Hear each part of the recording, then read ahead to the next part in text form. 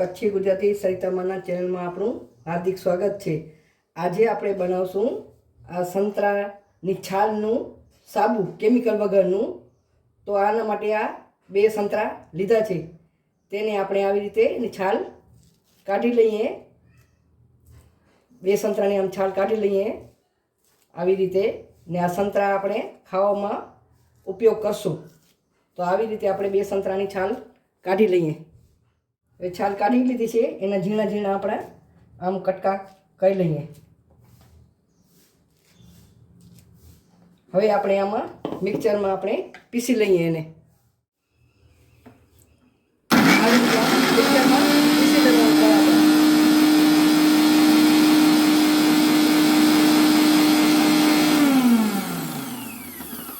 હવે આ બરાબર પીસાઈ જાય એના માટે આપણે ફક્ત 1 ચમચ કાચું દૂધ નાખશું આપણે, ને હવે એને ફરીથી બરાબર આપણે પીસી અને એની પેસ્ટ બનાવી લઈએ। હવે આપણે આને ઝીણી ગળણીની મદદથી છાણી લઈએ બધી પેસ્ટ કાઢી, અને આવી રીતે આપણે અને આમ કાઢી લેવાનું। પેસ્ટ જે નીકળે એ બરાબર એ પેસ્ટ આપણે નીકાળી લેવાની બધી આમ આવી રીતે આમ।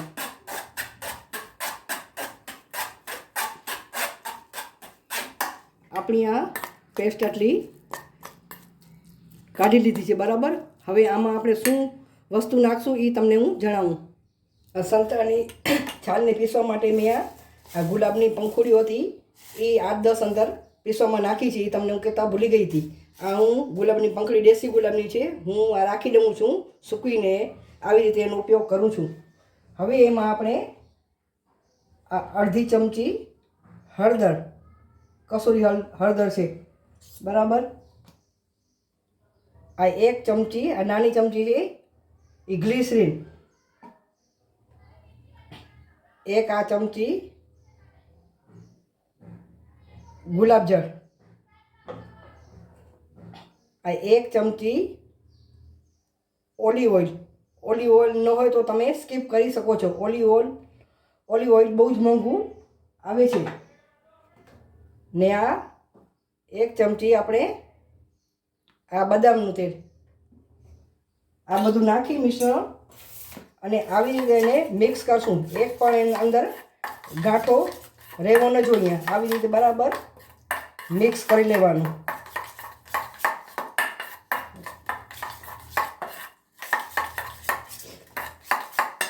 હવે આપણું આ મિશ્રણ રેડી થઈ ગયું છે। હવે આપણે સાબુ બનાવવાની પ્રોસેસ કરીએ। હવે સાબુ બનાવવા માટે આ સોપ બેઝ છે, 500 ગ્રામ છે, એના આપણે આ નાના મોટા કટકા આવી રીતે કરી લઈએ બરાબર, આવી રીતે આમ।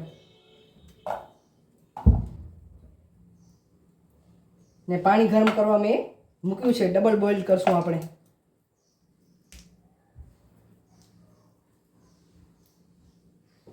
હવે આ બધા કટ લાગી ગયા છે, આપણે એને બોઇલ કરી લઈએ। આવી રીતે પાણી નાખ્યું છે, એના ઉપર આપણે આ રીંગ રાખી છે, જે બધા કટ લગાવ્યા છે સોપ બેઝના એ આપણે અંદર રાખી દઈએ અને મેલ્ટ થવા દઈએ બરાબર। એને ઓગળવા દઈશું આપણે બરાબર। તમે આમ ચાહો તો અંદર તમને કોઈ મનગમતો સાબુ પણ અંદર નાખી શકો છો અને સુગંધ પણ નાખી શકો, પણ હું કાંઈ નાખતી નથી। હું આવી રીતે જ ઉપયોગ સાબુનું કરું છું। આ સાબુ તમે બનાવશો તો તમને ફેસ વોશ વાપરવાની પણ જરૂર નહીં પડે। આ બહુ જ સરસ હોય છે સ્કિન માટે। અમે આ જ સાબુનો ઉપયોગ કરીએ છીએ અત્યારે। આ જોઈ શકો છો આપણું સોપ બેઝ કેવું મેલ્ટ થઈ ગયું છે, ઓગળી ગયું છે બરાબર।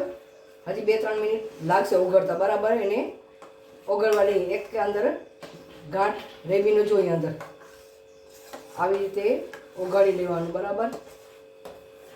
અને તમે આ સંતરાની છાલને પીસો તો એ જોવાનું કે એ મસાલાવાળો એનો મિક્સરની જાર મસાલાવાળી હોવી ન જોઈએ, ચોખ્ખી હોવી જોઈએ બરાબર, એવી ધ્યાન રાખવાનું તમને।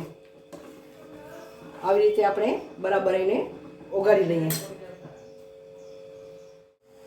હવે આ બધું ઓગળી ગયું છે. હવે કે ગુટલી અંદર દેખાતી નથી. હવે આપણે આ સાબુ માટે સંતરાની છાલનું મિશ્રણ બનાવ્યું હતું તે અંદર એડ કરી દઈએ. હવે વધારે ઢીલું આ મિશ્રણ હોવું ન જોઈએ, નહીં તો સાબુ ઢીલા પડી જાય. માપમાં જ નાખવાનું. હવે આને બરાબર મિક્સ કરી લઈએ ને એમાં પણ એક ગુટલી રહેવી ન જોઈએ. આવી રીતે બરાબર એને હલાવતા જ રહેવાનું કન્ટિન્યુ. આવી રીતે આવી રીતે બરાબર હલાવતા રહેવાનું. આ કેમિકલ વગરનું સાબુ આપણે ઘરે બનાવી શકીએ. આ સાબુ આપણને લગભગ 35 રૂપિયામાં પડે છે. બજારમાંથી લેવા જઈએ તો 45 ને 50 રૂપિયા સાબુના હોય છે, પણ એ કેમિકલવાળા, કેમિકલ ફ્રી છે. બરાબર આવી રીતે આપણે ઓગાળી લઈએ.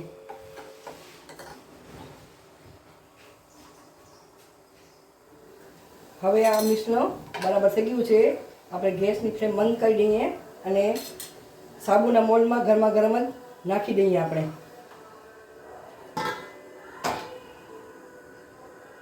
હવે આ મોલ્ડમાં નાખી દઈએ.